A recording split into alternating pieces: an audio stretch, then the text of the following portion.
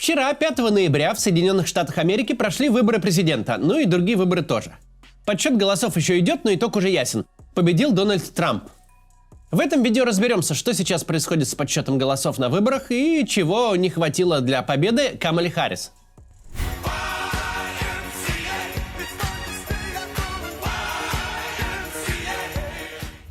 Закрывать участки и считать голоса штаты начали с наступлением вечера. Везде в разное время из-за часовых поясов и местных законов. Напомню, колеблющихся штатов в этот раз 7. Джорджия, Северная Каролина, Пенсильвания, Мичиган, Висконсин, Аризона и Невада. Важны они потому, что шансы на победу в них были и у Трампа, и у Харрис, и именно в них кандидаты могли донабрать до необходимых 270 голосов выборщиков. Первые часы после закрытия участков в Джорджии и Северной Каролине были, естественно, непонятными. Когда посчитан малый процент участков, какие-то выводы делать всегда рано. Быстрее всего посчитали в сельских округах, и уже можно было сравнить нынешние результаты Трампа с его результатами против демократов в 2020 году. Трамп идет лучше, чем тогдашний демократический кандидат Байден шел на прошлых выборах. В Джорджии так вышло потому, что Харрис хоть и улучшила отрыв демократов в пригородах крупного города Атланта, но этого все равно не хватило. Сейчас новостные каналы уже официально объявили о победе Трампа и в Джорджии, и в Северной Каролине. Там Харрис не хватает голосов чисто математически. На другой стороне ситуация схожая. Аризона и Невада – два колеблющихся штата на юго-западе США. Они тоже, похоже, уходят Трампу. В целом, по тем округам и штатам, где посчитали большинство голосов, можно увидеть примерно одинаковую картину по всей стране. Вся Америка качнулась вправо где-то на 4% голосов. Даже в глубоко либеральных штатах вроде Нью-Йорка. В начале вечера демократы были настроены оптимистично, но пока считали голоса, все эксперты на телевидении становились все более уверены в победе Трампа. Так называемая игла New York Times, которая в прямом эфире показывает вероятность победы того или иного кандидата, сначала была примерно посередине, демонстрировала равные шансы, но постепенно стала клониться в сторону Трампа. Настроения в штабе Харрис ухудшились. У Трампа же наоборот, люди начали проявлять осторожный оптимизм.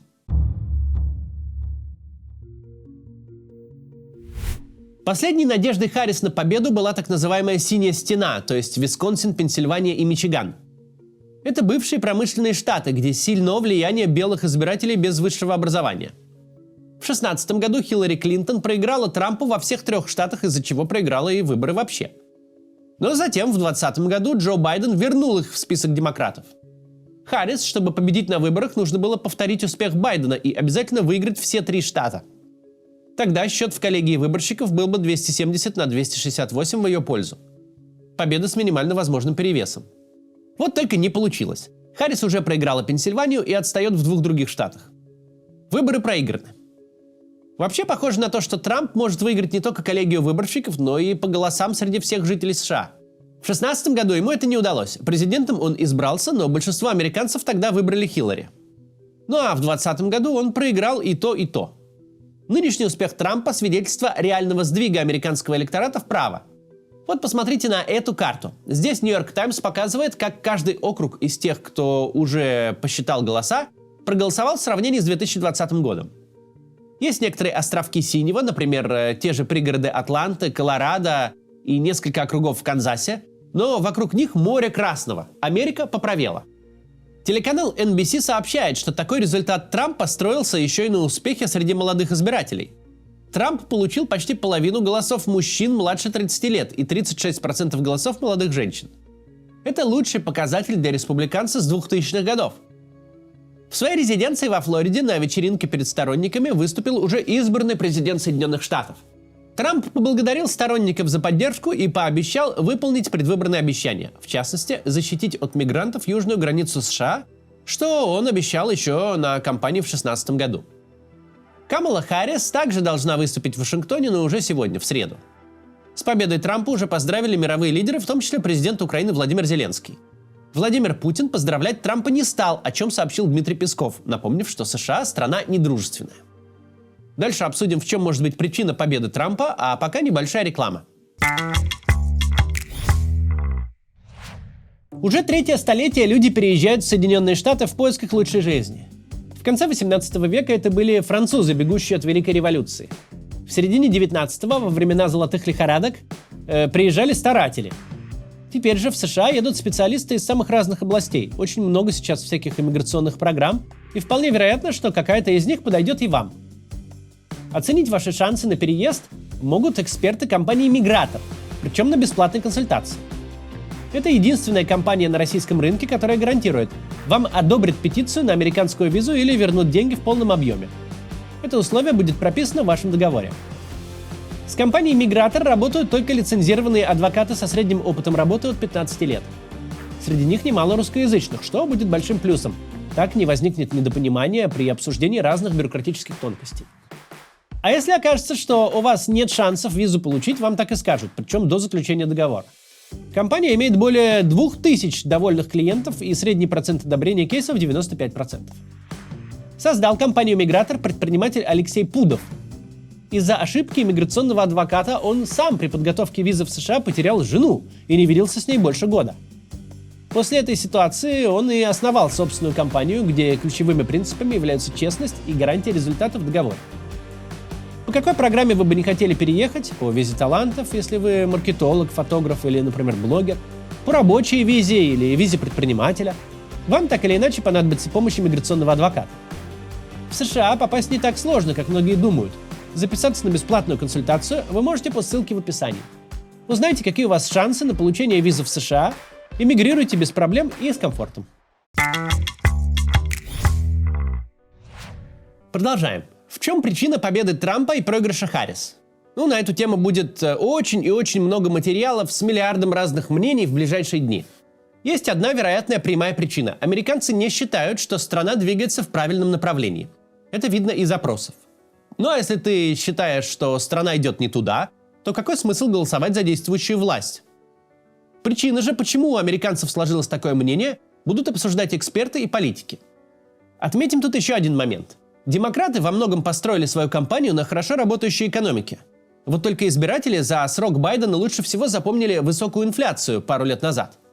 Нынешнюю, например, низкую безработицу средний избиратель на себе не ощущает, ведь если работа есть, то и хорошо. А вот кусающиеся цены в магазинах, они прямо здесь и вполне реальные, бьют по кошельку в моменте. Это общее место для людей в любой стране. Запоминать плохое и воспринимать хорошее как должное.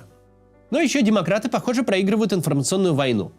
Война эта идет за культурную идентичность. Обсуждение прав трансгендерных людей, право на аборт, право мигрантов оставаться в стране. Выигрышной для демократов здесь была только дискуссия о праве на аборт. Большинство американцев за его сохранение. Отмена этого права Верховным судом нанесла урон республиканцам на промежуточных выборах в 2022 году. Но теперь буквально везде, на телевидении, в подкастах, в интернете, республиканцы заливают демократов обвинениями в уничтожении Америки, завозе мигрантов-убийц и насильном транспереходе для детей. Демократы такие нападки считают бредом, но толком не обороняются, а переводят тему на экономику или внешнюю политику, которые звучат совсем не так интересно. В итоге атаки консерваторов запоминаются, а ответ на них нет, потому что его толком и нету. Карикатура, упрощенно объясняющая происходящее со сдвигом в сторону республиканцев, завирусилась несколько лет назад в Твиттере и регулярно появляется и сегодня. Ее постил даже Илон Маск. Смысл ее в том, что это не избиратели правеют, становясь консервативнее. Они-то позиции как раз плюс-минус сохраняют. Но нет, это условные левые или демократы отходят все дальше от центра влево. В итоге американец, который сам не менялся, оказывается на противоположном политическом фланге просто потому, что полевела демократическая повестка.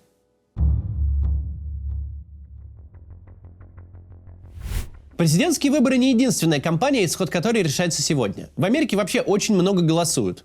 3 уровня власти, референдумы, какие-то совсем локальные гонки вроде выборов шерифов. Например, избиратели в Фениксе, штат Аризона, получили бюллетени, в которых было 79 разных вопросов для голосования. От выборов президента до местных референдумов. В целом по стране американцы избирали также и Конгресс, треть Сената и всю Палату представителей. Сенат республиканцы уже точно забрали себе, и вопрос только в том, какой у них будет отрыв по числу мандатов. Контроль над Палатой представителей еще под вопросом. Кандидаты демократов там выступают в своих округах лучше, чем Камала Харрис, и исход гонки пока не ясен. Выбирают также и губернаторов в нескольких штатах. В Северной Каролине с треском проиграл кандидат в губернаторы от республиканцев Марк Робинсон. Месяц назад журналисты нашли его старый аккаунт на порно-сайте с которого он оставлял комментарии, что он черный нацист и потенциальный рабовладелец. При этом Трамп Северную Каролину выиграл. Прошли также и референдумы на различные темы. Самое популярное как раз защита права на аборты. В нескольких синих штатах, где аборты и так разрешены до долгого срока, право на них зафиксировали в Конституции штатов. Также строгий запрет абортов отменили через референдум в Миссури. При этом во Флориде референдум о защите права на аборт провалился, а также провалился референдум о легалайзе марихуаны. Оба флоридских референдума набрали больше 50% за, 56 и 57%. Вот только по закону штата для победы необходимо набрать 60%. В штате Делавэр в Конгресс впервые избралась трансгендерная женщина Сара Макбрайд. В Вермонте свое место в Сенате сохранил известный левый политик Берни Сандерс, который дважды боролся на президентских праймерис демократов. В Техасе, который много лет хотят взять демократы, свой мандат успешно защитил сенатор-республиканец Тед Круз. Победа Трампа, скорее всего, заставит демократов серьезно переосмыслить свою политическую стратегию. Вероятно, им придется реально двигаться в сторону консервативных позиций обратно. В этот раз демократы уже активно призывали на свою сторону консервативных избирателей и даже заручились поддержкой известных республиканцев прошлых поколений, например, Дика Чейни, вице-президента при Буше-младшем. Однако этого не хватило, чтобы переманить достаточно американцев из другого лагеря.